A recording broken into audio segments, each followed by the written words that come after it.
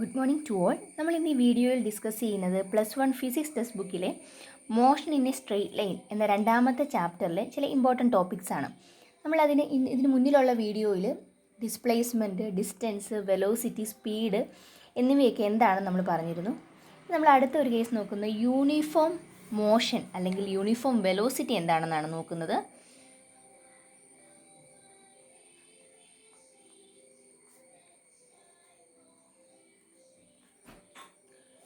Uniform velocity എന്ന് പറയുമ്പോൾ ഒരു കാറ് എ എന്ന പോയിന്റിൽ നിന്ന് സ്റ്റാർട്ട് ചെയ്യുന്നു. അത് ബി വരെ വരാനെടുക്കുന്ന സമയം 5 സെക്കൻഡ് ആണെന്ന് കരുതുക. ബിയിൽ നിന്നും സി വരെ വരാനെടുക്കുന്ന സമയം 5 സെക്കൻഡ് തന്നെ. ആദ്യത്തെ 5 സെക്കൻഡ് കൊണ്ട് 10 മീറ്റർ ട്രാവൽ ചെയ്യുന്നു. അടുത്ത 5 സെക്കൻഡ് കൊണ്ടും 10 മീറ്റർ തന്നെ ട്രാവൽ ചെയ്യുന്നു. നമുക്ക് ആദ്യത്തെ കേസിലുള്ള വെലോസിറ്റി ഒന്ന് കണ്ടുപിടിച്ച് നോക്കാം.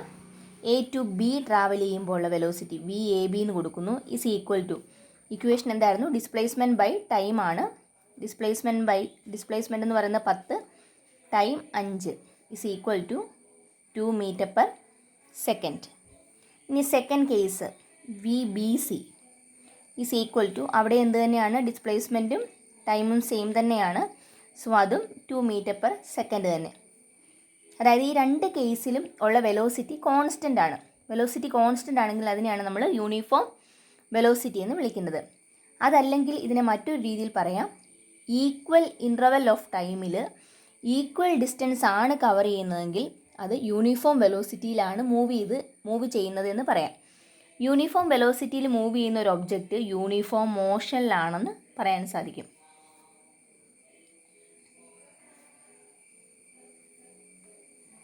അതായത് യൂണിഫോം വെലോസിറ്റിയിൽ മൂവ് ചെയ്യുന്ന ഒരു ഒബ്ജക്റ്റ് യൂണിഫോം മോഷൻ ആയിരിക്കും. അങ്ങനെയാണെങ്കിൽ നോൺ യൂണിഫോം മോഷൻ എന്ന് പറയുന്നത് എന്തായിരിക്കും? യൂണിഫോം വെലോസിറ്റി ആയിരിക്കില്ല. അതായത് ഈക്വൽ ഇൻ്റർവെൽ ഓഫ് ടൈമിൽ ഈക്വൽ ഡിസ്റ്റൻസ് കവർ ചെയ്യാൻ സാധിക്കുന്നില്ലെങ്കിൽ അതിനെ നോൺ യൂണിഫോം വെലോസിറ്റി എന്ന് വിളിക്കും.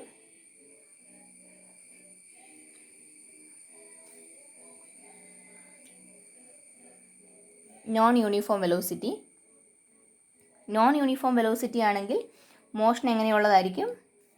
നോൺ യൂണിഫോം മോഷൻ ആയിരിക്കും. ഇനി നമുക്ക് 1-2 ഗ്രാഫുകൾ എങ്ങനെയാണെന്ന് നോക്കാം. അതിന് മുന്നിലായിട്ട് നിങ്ങൾ ഓൾറെഡി ഗ്രാഫ് എന്താണെന്നും അതെങ്ങനെ വരയ്ക്കുമെന്നും ഒക്കെ ഓൾറെഡി പഠിച്ചിട്ടുണ്ട്. അപ്പോൾ ഒരു ഗ്രാഫ് ആകുമ്പോൾ അതിന് എന്തൊക്കെ വേണം? എക്സ് വൈ ആക്സസ് വേണം.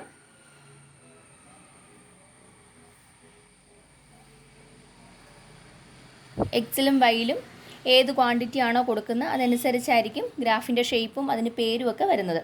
ഇപ്പം നമ്മളിവിടെ വൈ ആക്സിസിൽ എക്സ് എന്ന് റെപ്രസെൻ്റ് ചെയ്തു, അതായത് പൊസിഷൻ. എക്സ് ആക്സിസിൽ ടൈമും കൊടുത്തെന്ന് വിചാരിക്കാം. അങ്ങനെയാണ് ഇതെന്ത് ഗ്രാഫായിരിക്കും? ഒരു പൊസിഷൻ ടൈം ഗ്രാഫായിരിക്കും. ഇനി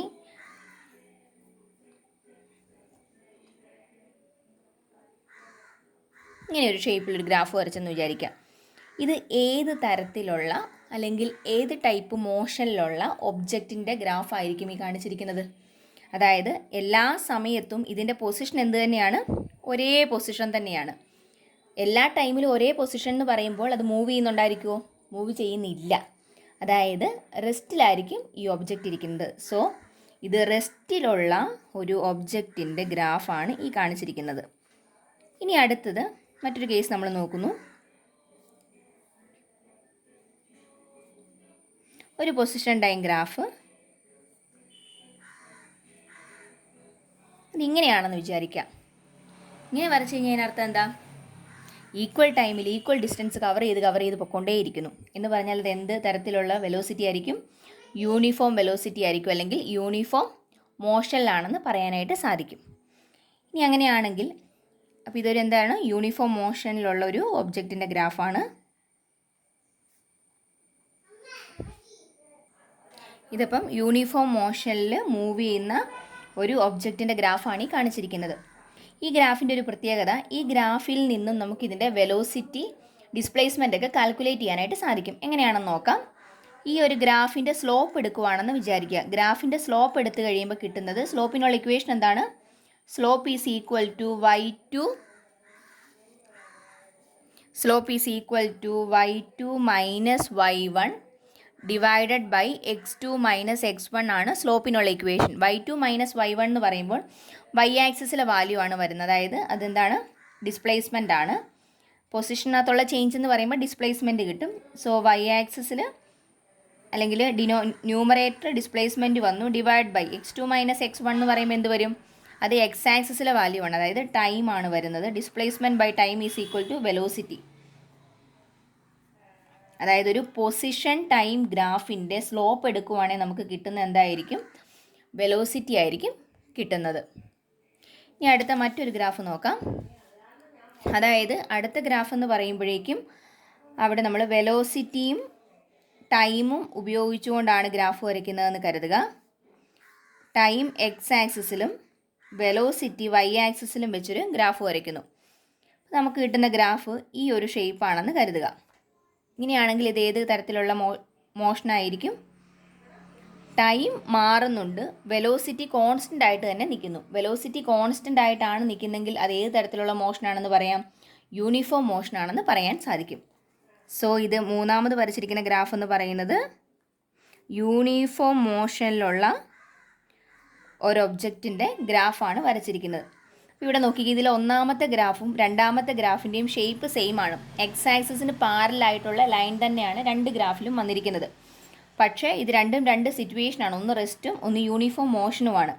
അപ്പോൾ നമ്മളൊരു ഗ്രാഫിൻ്റെ ഷേപ്പ് വെച്ച് മാത്രം അത് ഏത് തരത്തിലുള്ള മോഷനിലാണ് അല്ലെങ്കിൽ ഏത് അവസ്ഥയിലാണ് ആ ഒബ്ജക്റ്റ് ഇരിക്കുന്നതെന്ന് പറയാൻ സാധിക്കില്ല. കാരണം എക്സിലും വൈയിലും കൊടുത്തിരിക്കുന്ന ക്വാണ്ടിറ്റി ഏതാണോ ആ ക്വാണ്ടിറ്റിക്ക് അനുസരിച്ച് ഗ്രാഫിൻ്റെ ഷേപ്പും ഒബ്ജക്റ്റിൻ്റെ അവസ്ഥയും മാറിക്കൊണ്ടേയിരിക്കും.